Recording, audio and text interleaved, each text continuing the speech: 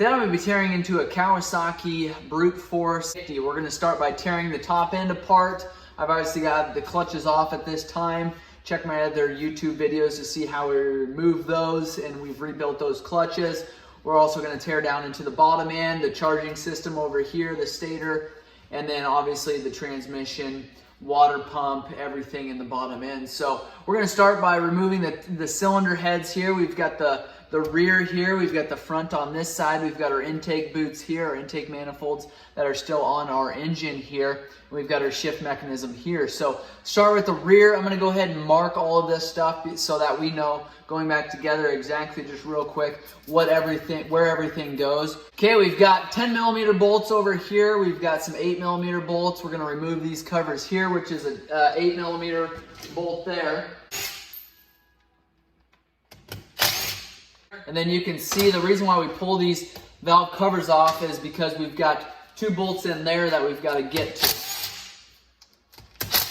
All right, we've got our 10mm bolts at this time here, but before we do that, I'm actually going to remove our cam chain tensioner. So here's the front, and the back is down here. You won't be able to see it very well from your angle. The reason why we do that at this point is because that cam is going to have some pressure on it because of that cam chain tensioner there, that cam chain, and if we don't remove this, it could potentially bind that cam and that cam chain sprocket there and cause some damage. So go ahead and just loosen these up here, and then just the 2 8mm is all we have to do if we're just going to pull this cam chain tensioner out of here.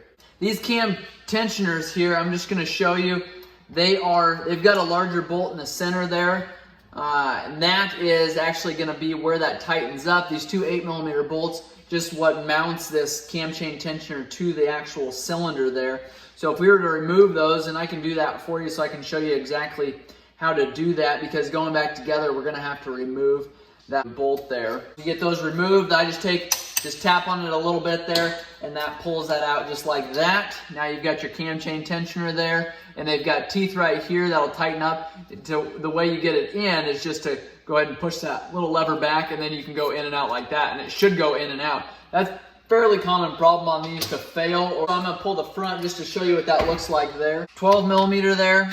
Take and loosen that up. Now underneath of there, we've got a washer and then a long spring. We've got a small shaft that goes down in there, and it won't be able to pull out unless we grab some small pliers, but that's kind of what pushes on the actual tensioner part of it. Get that back on there then, just so we keep everything together. I'm just doing a couple screws in there, and you just screw it in like that. It automatically pushes pressure on there. So we've got that removed. Now we're going to go and remove these 4 10mm here. We have these removed now. You want to make sure you don't use anything stronger than a rubber mallet there, or a plastic mallet.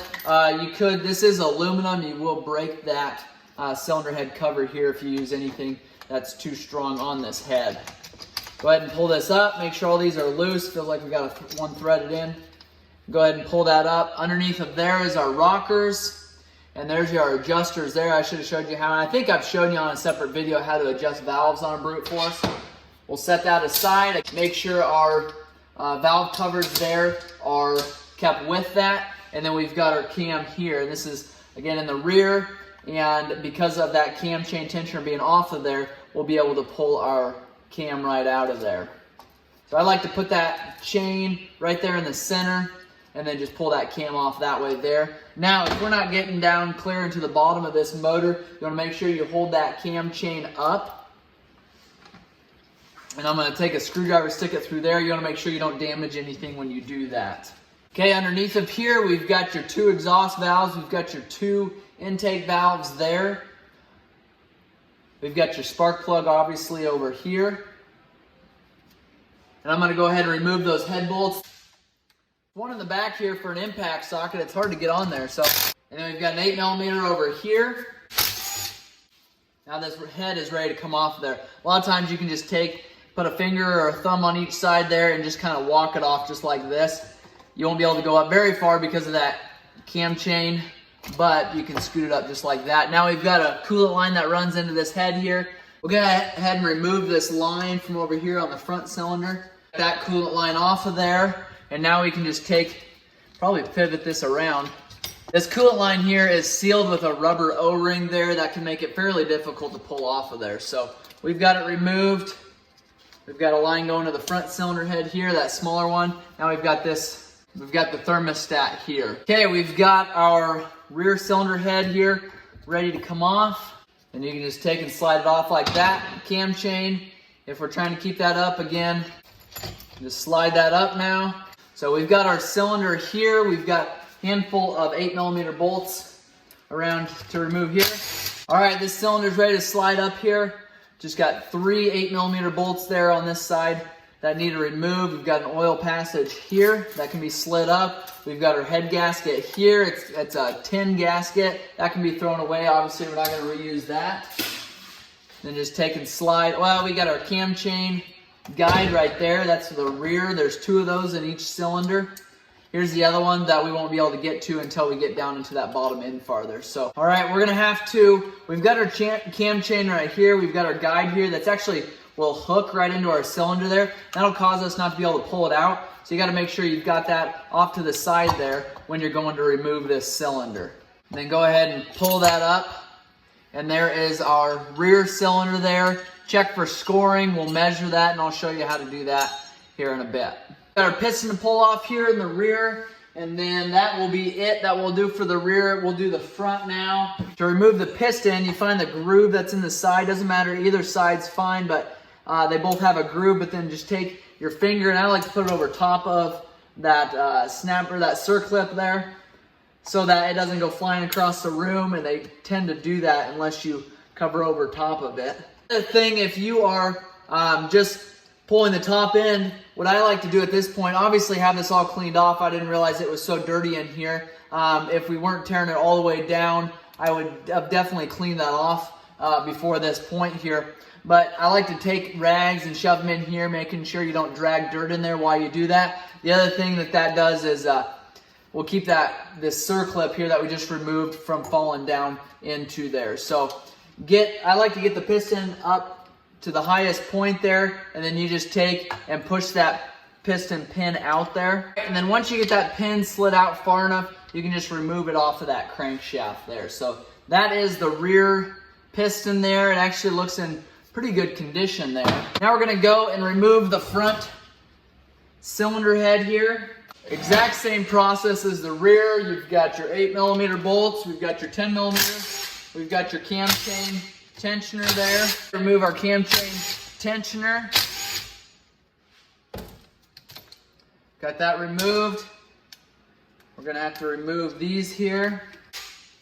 Make sure you keep your O-rings with it there. Now, because we've got our cam chain tensioner removed, we can remove these 4 10mm bolts there. As long as they're all out, we can go ahead and remove this cylinder head cover here. You wanna make sure you're doing both sides. Otherwise, you're just going to be sitting there binding that cover there. Same thing, as long as these bolts are off, you just walk it off just like that. Now we've got our cylinder head here. And before we do that, I'm going to remove this camshaft. 4 cylinder head bolts there. 14mm. We've got 1 8mm bolt here by the cam chain tensioner. All right, we've got that removed. We'll let some of that coolant drain out of there. We'll remove our guide there. We'll remove our oil line. Then we've got our head gasket. 8mm bolts around the cylinder there. Underneath of the cylinder, you have your base gasket. We're gonna take now and we'll pull up on our cylinder. Again, you need to make sure your guide here is out of the way. Make sure the cam chain isn't holding up at all. We'll go ahead and remove this piston like we did the rear there. We've got a handful of wires here that we can get out of the way at some point. A couple of them are for the stator here. Grab a pick again, put your finger over top that circlip, pop that out of there. Okay, take and push that piston pin out there, and then we've got your piston metal. That'll just slide right up. We're gonna go ahead and remove this starter now, and then we'll get down into the bottom end of this four-wheeler. We'll pull our recoil and our stator assembly, our flywheel,